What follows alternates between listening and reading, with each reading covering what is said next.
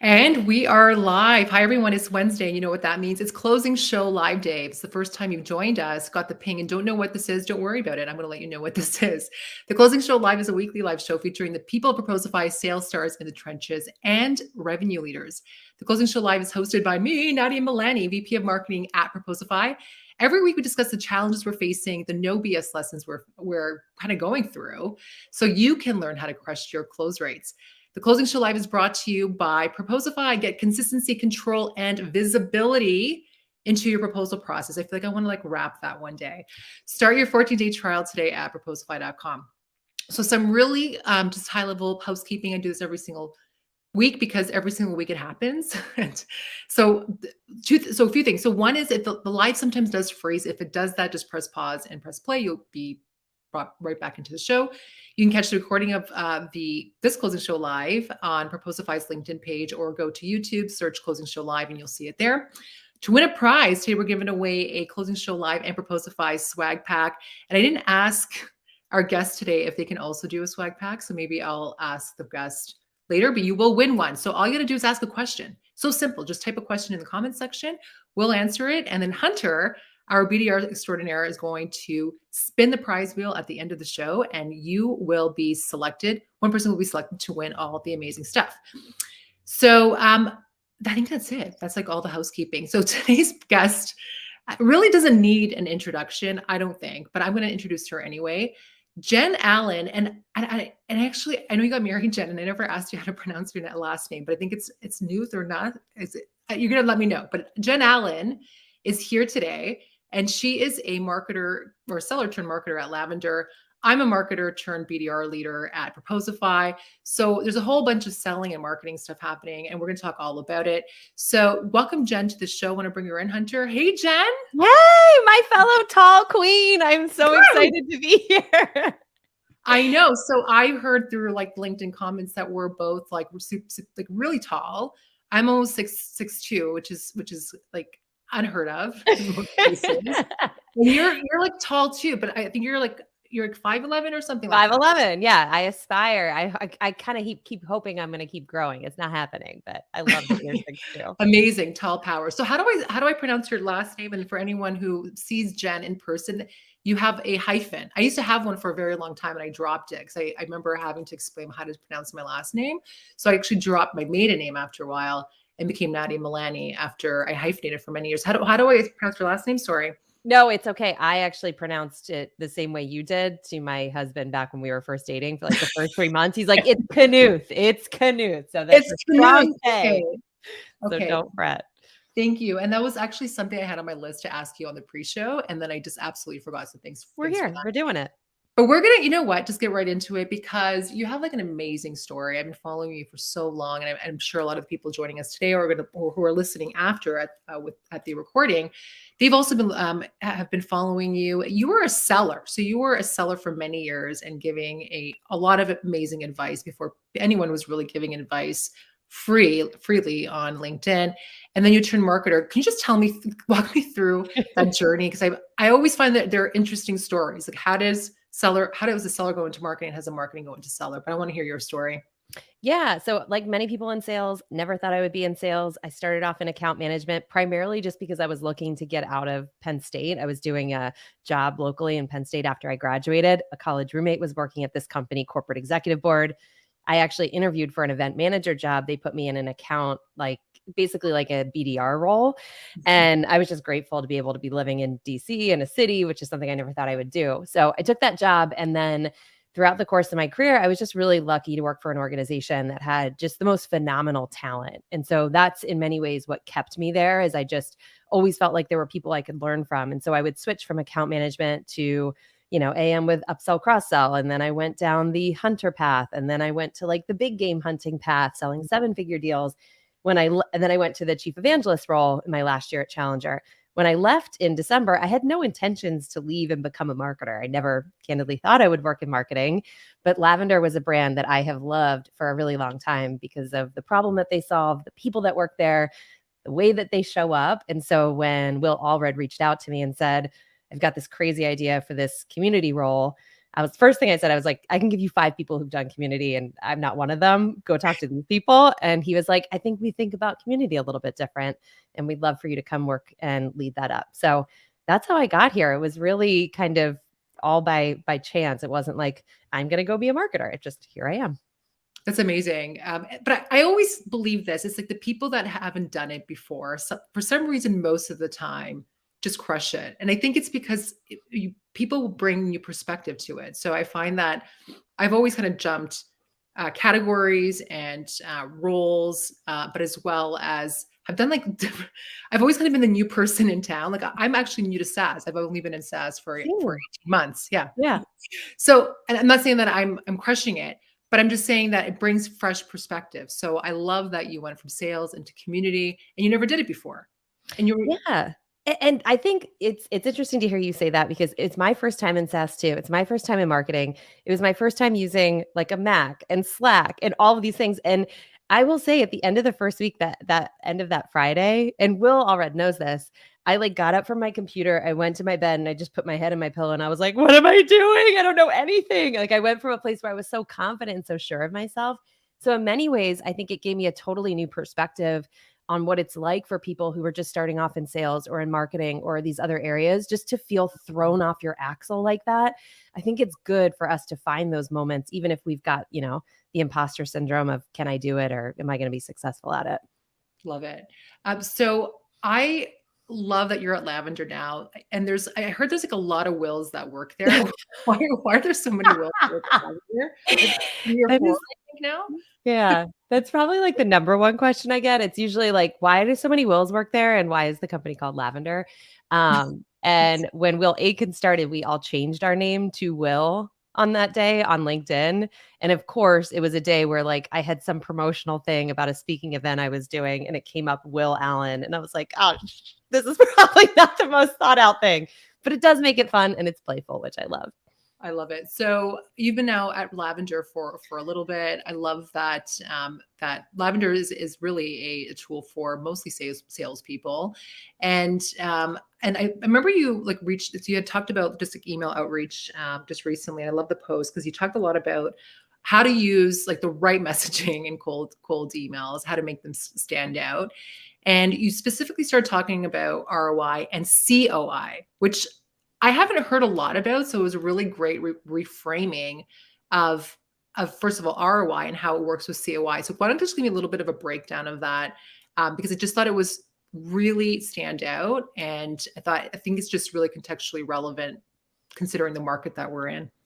Yeah, absolutely. So I think as a salesperson, one of the downsides is we rarely get frontline exposure to what a buying process looks like, all the way from receiving cold emails, cold calls, to signing a proposal, to starting, right? So we are in many ways acting in a movie that we've never seen before.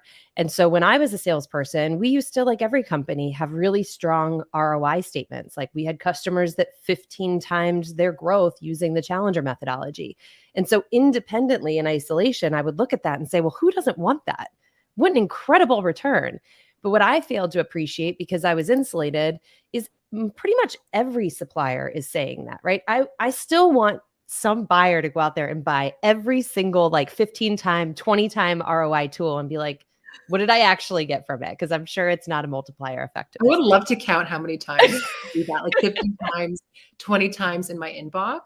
Just Yeah. as much as you see the like I think this, I saw this.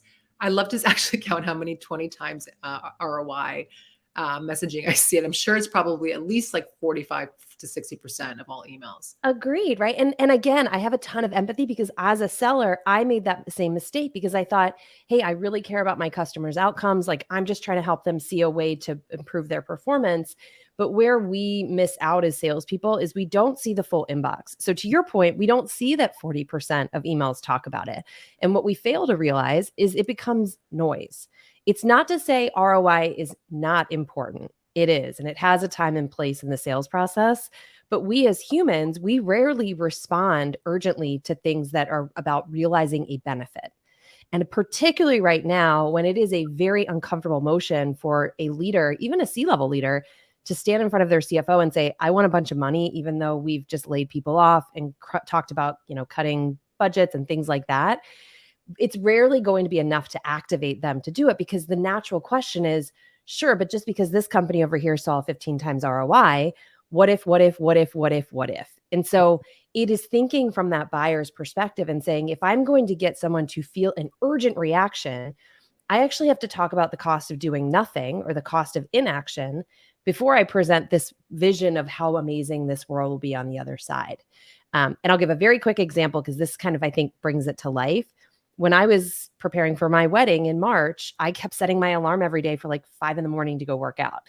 I worked out maybe 5 times. Every other time I hit the snooze button, because it turns out I was fine with good enough. I did not look in the best shape of my life for my wedding, but I was okay how I was. If I had gone to the doctor and I had said, hey, I'm here for my checkup, and they said, you're going to have a heart attack before your wedding even happens if you don't get more cardio. Now, all of a sudden, I'm comparing a heart attack versus going to the gym, instead of going to the gym versus sleeping in. So that's what I mean by cost of inaction. The buyer has to feel a true sense of urgency that the problem by doing nothing is costing them more than the risk of change. I like I love that. And I don't see that a lot in email outreach in general, but just even cold email outreach. I don't see the urgency. And really, that's the biggest question for a buyer to have answered is why this and why now? And if there's no direct line or clear line to action and urgency, then it's going to be a hard sell. And it's going to be something that they're not going to feel comfortable, to your point, going back to the C-suite or your CEO or your CFO saying, I need this tool right now. And they're going to say, well, why? Right. And if there's not a really good reason, then it's probably not going to happen. So I think as a seller, it's really important to help the buyer figure out what that is and why now. So how do you do that? I love the way you said that. And I think that is the reframe. And I love that you used this word earlier, because I'm like, I just love a reframe. But that's the reframe that we as sellers have to keep in mind, particularly right now. Even in good markets, we should be thinking about it. But right now, I think it's like a necessary thing we have to figure out. So the way you think about it is, we as humans don't typically like to be told that our babies are ugly, right? If someone tells you your baby's ugly, your first thing you do is get defensive. And so one of the missteps I made was I was trying to point out costs of inaction by saying, like, you're losing this much, you are doing this much. And people, when they get that in their inbox uninvited or on a call uninvited, are going to put up their defense. And then all of a sudden, who's going to win in that offense-defense dynamic? The customer, right? We're rarely going to be able to defeat that, because they have to say, I'm wrong, before they admit we're right. So instead, the way to think about it is, how do you ask a question or share an insight that gets someone to come to that realization on their own? So a really specific example, one that I used a lot when I was at Challenger, is a lot of sales leaders were not appreciating how much they were losing to status quo. They were focused on competitive differentiation. They were focused on budget and price. And so I would simply use my email outreach to ask the question, out of all of the pipeline opportunities in your pipeline right now, how many of them have not had a sales rep interaction in the last 30 days? And typically what we see is most of those end up going into status quo losses. So all I was trying to do is give them a new way to come to the conclusion by themselves. And I actually had a really big, large enterprise come back to me and said, this was such an incredible question. We went back, we did the math, and it was $90 million in pipeline. And we just never looked at it that way. And so all of a sudden, you've earned the right to have a conversation, because you were the one that gave them that magnifying glass to look at the problem in a different way. I love bringing up the status quo, because I do see how keeping things the same with no change is the opportunity that is lost. So I think that is like super awesome. I love that example. Is what's the risk of status quo? And I think that's a really great way of positioning it. So the buyer can think, okay, wow, like if I don't change this, like I'm losing all this potential opportunity and potential pipeline. And we position on the status quo a lot with Proposify, because if you don't know what's happening with your proposals, which is a black box, and every seller is sending out something different, and you can't see what's being sent out, how are you actually hitting your forecast? Whatever your forecast is, if it's growth, if it's flat, like how are you hitting that if you don't even know what's out there? That is like the most beautiful example, right? Because often what I find is we're just having the wrong conversation. Like I'm here as a salesperson trying to convince you that Proposify is better than your status quo. But the problem is customers will look us in the face and say, "You're right, it is better, but I'm okay with good enough." Right? So Mhm. unless we get them to admit that good enough is costing them exactly how you described, we can sit here and talk about how much better we are all day long. It's just the wrong conversation. Love it. So lavender helps you write better emails. So what are some email outreach don'ts? Let's talk a little bit about that. I mean, Yeah. we could keep going. So by the way, I don't know if you must have seen it, but I did shoot some content with Will Aiken recently. Yes. And so he asked me to go specifically into my inbox, which I don't do often. So I've heard. And actually, my son, my 7-year-old son, saw my phone and he said, "Mom, you have 2 5 comma 325 emails in your." He's like, "Mom, you need to check your emails." I was like, "So how do you Good. stand out in an inbox like that?" That's what I because I there's probably many executives like me. I mean, if they have an executive system that rocks, maybe not, or if they just go in and check their emails every day, maybe not. How do you stand out? I love this question. I think there are a lot of I don't think you're, a unique butterfly in this instance. I have a lot of empathy. I'm not some bigwig executive, and even I get a ton of cold email. I think the thing that really changed my perspective is this term that Will Allred, one of our co-founders, came up with was the mental spam filter. And the mental spam filter being it's basically a coping mechanism for executives like you, right? If you have an inbox with 20,000 emails in it, you're literally in survival mode going through saying, how do I make sure I don't miss something that's critically important? And Mhm. so you've developed this set of skills where you can then recognize these patterns, and the patterns help you make best use of your time. So a few that I'll call out that I think are really, really important. If you look at subject lines, no one sets out to write a terrible subject line, but we are relying on things that maybe worked once or twice for us or for other people. And the biggest misstep that we see is people try to sound like marketers in our subject lines, right? So you see emojis, exclamation point, 10 word, subject lines, 10 times ROI. It makes its way into there too. Or Jen, da da da, because at some point these things worked. What we found is that when you actually write your subject line, similar to how you probably message to your team, right? So if you were to tell me, Jen, go in and update your CRM, you would never be like 10 times your pipeline, exclamation point. You'd be like, update your CRM. And so the more we can write in boring, non like flashy language, which goes against what a lot of us were taught in the last few years, the more likely we are to be able to earn the open because you've probably recognized those patterns of what that looks like. So that's one big one for sure. How does personalization play into this? Because like I hear like there's a lot there's I think some people are very much on the side of personalization and some from an SGR cold outreach perspective are like personalization at scale is hard to do and it's probably not worth my time unless like they're warm. So what are your thoughts on that? Yeah, I candidly I cannot stand the term personalization at scale because I just think it doesn't make any sense. If you're going to be personalized, how do you do that at scale? Sure, you can put title, you can put first name. To me, that's just forcing personalization to check a box. In those instances, because I know, I used to sell to large enterprise. I had a finite number of accounts. I could afford to do a one-to-one kind of outreach and it would pay off. If I'm Mm. looking at a territory of thousands of accounts, I think the role there is you still have to prioritize, right? You have to treat others more special than you treat the remainder.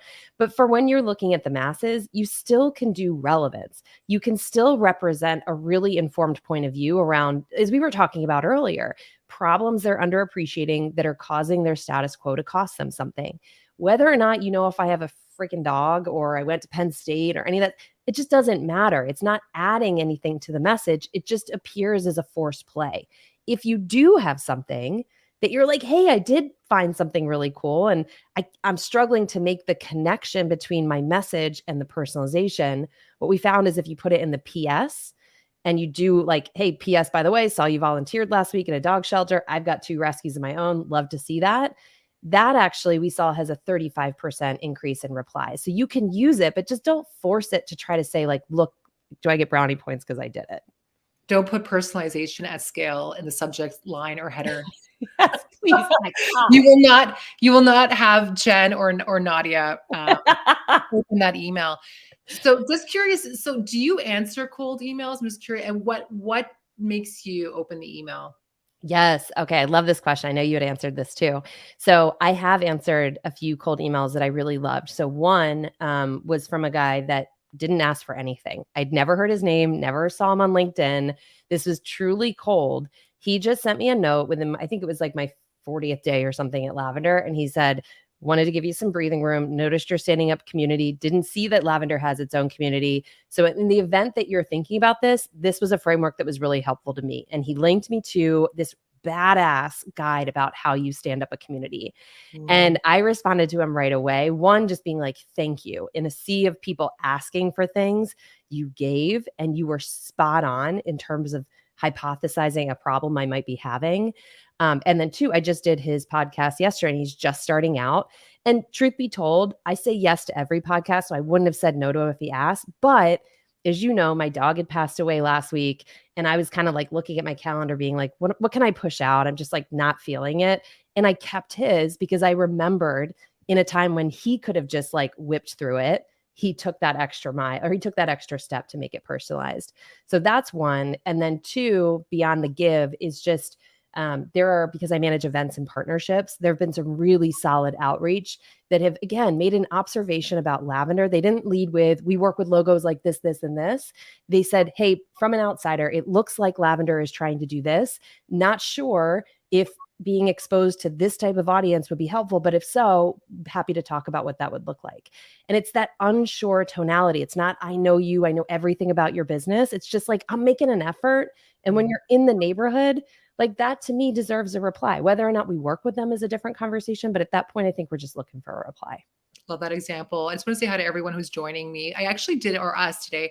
I was in private chat mode, so I didn't see any comments coming through. I was like, so odd. I'm like, usually we get comments. I'm like, now I know why, because I was in private chat. So if you have a question for Jen or myself, just ask a question. You'll be entered to win an amazing Closing Show Live and Proposify swag pack. So just ask a question, whatever it is, put it in the comment section right now, and we'll ask it live on the show. So I love that the value add is something that is, and I say value add, so that's another jargon term that I want to use. About somebody that you did not know, somebody had emailed you and they really provided some content that was very valuable to you at the time. So they knew that you're at a new job, you're the new community leader, and they emailed you something that was very helpful to you without asking for anything in return. So that is a really great way, I think, to really start that cold relation or a relationship through an email that is cold. But I'm curious, like in your opinion, is an executive or a leader or C-suite email different? Is approach different than anyone else or any other influencer at a company? So how does that look like for each buyer or persona?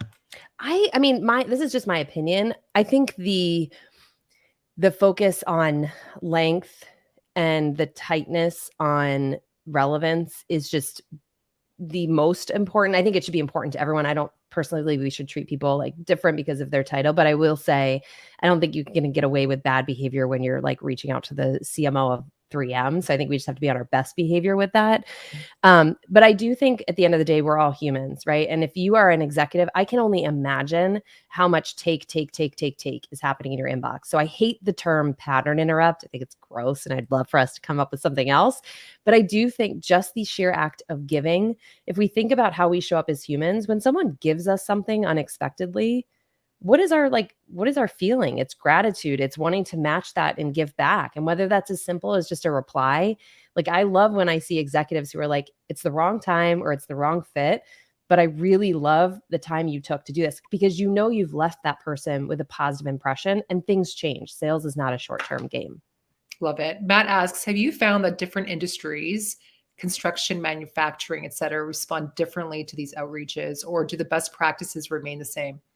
That's a great question, Matt. One of our clients was a client that I worked with at Challenger who came on at Lavender, and they sell HVAC systems. So they're selling to building engineers and things like that. And they were saying, we're not sure if this is going to be a good fit. We like the concept. Can we try it? So they tried it. And what they realized is they were falling into the same traps as everybody else, right? Like we go into the inbox and we're like, this is who we are, and this is why we're the best, and this is why you should replace your HVAC system.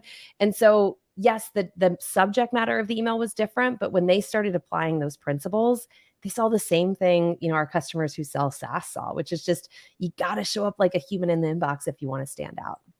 So good. So it's almost the end of Q2. Like we're going to June, the last the last month of the quarter. And what do you do? So I think you also posted this recently, or I heard you talk about this kind of in a podcast. And I thought it was really interesting. And it was about people ghosting you. Like, how do you prevent that from happening? You had a really strong opinion or point of view on it. So let's just say that at the beginning of the quarter, they were defined pipeline, and now you're seeing in June, they're kind of ghosting you. They're not replying. What's the best way of dealing with something like that, or that type of, buying activity? So would love to hear your approach on that. Yeah, that was no stranger to that as a salesperson. That happened to me all the time. So it forced me to get creative with it. So I think the thing that we wrestle with as salespeople is because we feel like we're close to the finish line, we are so scared to take a step back. But by not taking a step back, we are just further creating distance actually to the finish line. So what I ended up like starting to do as a salesperson is I would look back and I would say, let me go back to my first conversation. In that conversation, did I mess up and get happier? So an example of that for me was someone called in, said, hey, I read the Challenger sale. I loved it. I want to train my team. How do I do that? And I was like, here's how you do it. Right. And I jumped ahead versus slowing them down and helping myself and them understand, is this truly something the business is going to get behind? If I identified that I did that, I would call myself out. I'd send them an email and I would say, recalling our first conversation on X problem. And then in the email, I would say, look, looking back at my first conversation with you, I realized I got happy ears. I probably neglected to consider how hard this would be for you to socialize with other buyers. So I might be totally off base, but has this gotten stuck because you're unsure of how to get group consensus on it? I'm open to sharing some ideas, right? And what you do is you just lower the barrier. Most buyers are nice. They don't want to share bad news. So make it okay for them to tell you the truth, because the truth is our best friend. Second situation would be, maybe I did a great job in the beginning, but then, as we were socializing this thing, it kind of stalled out.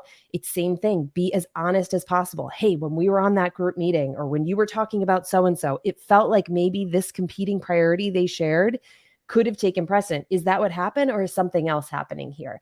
And as long as you approach it as, I'm just trying to understand from your point of view as the buyer, what might be making this hard, versus pushing someone into our end of quarter timeline, I think that gives us honest answers. Honest answers help us know what to do. Love it. Vulnerability and authenticity, I think, helps. So if you're authentic and you're vulnerable on your end as a seller, I think it's leading by example. And usually you'll get that from the buyer as well. So I love that approach. So it's a tough market out there. We talked a little bit about that already in the show. But I'm just, in your opinion, what can sellers do to win, if anything at all? And I know that a lot of people talk about this, and it's like, do more with less, and like, and there's a lot of out there. I know there's a lot of doom and gloom, but I know I even just recently have seen people being laid off, and there's about 10 people that reached out to me last week. Is like, is there anything you can do? Is there any way you can help? So it is getting a little tough out there. And I know sellers are, I think it's still Mental Health Awareness Month. And there's like a recent study that 76% of sellers are feeling really stressed right now, or stressed. This is something that came out of Jeff Risley's foundation, Mental Health Foundation, for sales leaders. And so I'm just curious, like, what can sellers do in your opinion? How can they win in this challenging market? Gosh, it's a meaty question. It's a hard question. I wish I had a simple answer. But I think Josh Braun talks a lot about detaching from the outcome. The more uncertain the market gets, the more uncertain our performance becomes. And I think we as salespeople just cling to the outcome like crazy, because that feels like a safety net. When we do that, it ends up driving really bad behavior on our end. So in many ways, and this is harder than it sounds, obviously I know I'm oversimplifying it, but simply recognizing that buyers buy because of them, not because of us. And saying, I have limited influence and control, but I am going to get so smart and so sharp at the areas where I do have control, like how I frame our point of view, how I teach them about the cost of status quo, how I help them socialize. Like, I'm going to show up A+ in those moments, and then I'm going to allow that the rest of it is out of my control. I still struggle with that, but I've got to do that self-talk to realize like sales are not this heroic thing that we often make it out to be. We have a limited influence. It's just like own those moments and get so sharp, learn from people you admire, show up to shows like this. Like this is our time to throw out what worked for us in 2021 and start evolving and embracing change. I was having this discussion with my team and the BDR team specifically. Hunter, who's in the back, he's in the background, but he's listening. And he's like, we had a discussion because he's actually been crushing it. Like he's 186% of target in May. Yes, Hunter. Again, I think so. May was a little bit slower, but we were at almost 100%. And then he's had like out of the 5 months that we were in, he's been over quota for at least I think 3 or 4 of those months. So. And what we talked about is I'm like, wow, God, what's your secret? Like, tell me more. And what he said is that I don't think about the outcome necessarily. I just have my consistent activities that I'm doing every single day. Every single day, I'm doing the activities. I'm taking the calls. I'm having my email activities, and sometimes those will pan out. And not pan out, but usually they will. And it might not be this month, but it'll happen next month. And so it's just about being consistent about with the activity and not being so reliant on the outcome. And I thought that was fantastic because it's working for Hunter. I love that. I admire the hell out of that. Like that is, it's an easy thing to say. It's a hard thing to do, but you've just got to have faith in the process. And if the process is not leading you to the right outcome, go back and look at the process and say, what do I need to change? But don't sweat over the outcome as much as I think most of us allow ourselves to. Love it. Jordan asks, can you speak to coaxing the truth out of a prospect when they feel like they're betraying their employer by sharing the info? Oh, that's a good one. I don't know.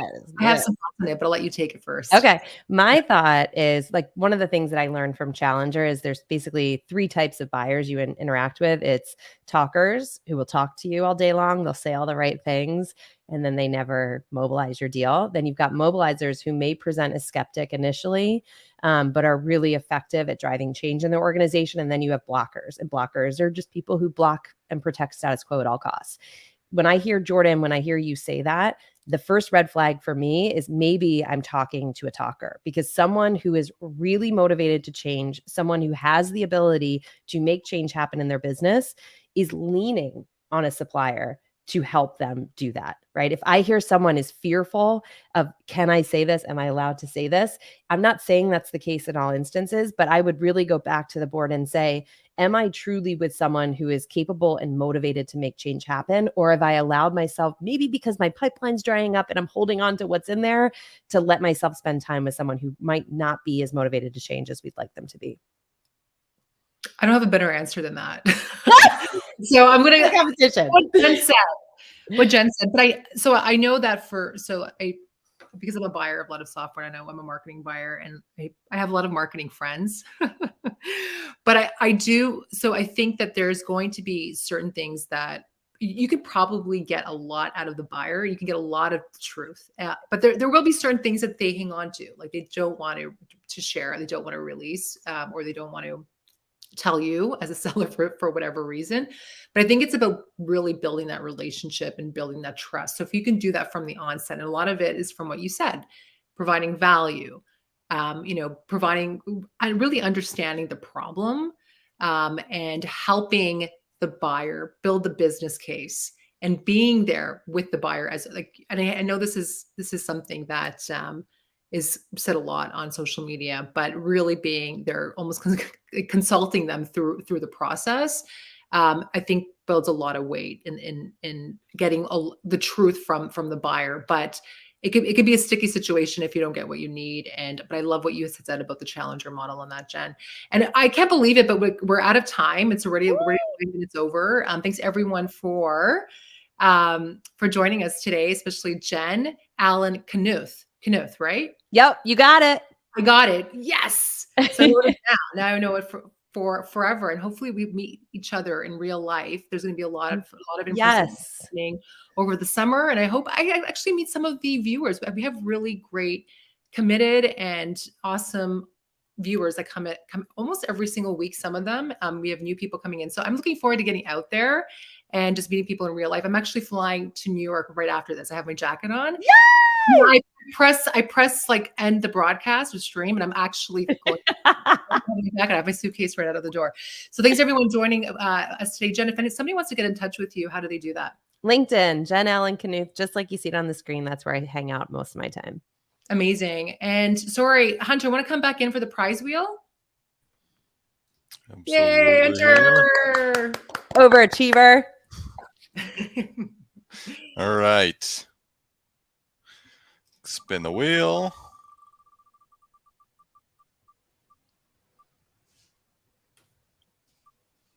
Jordan. Woo!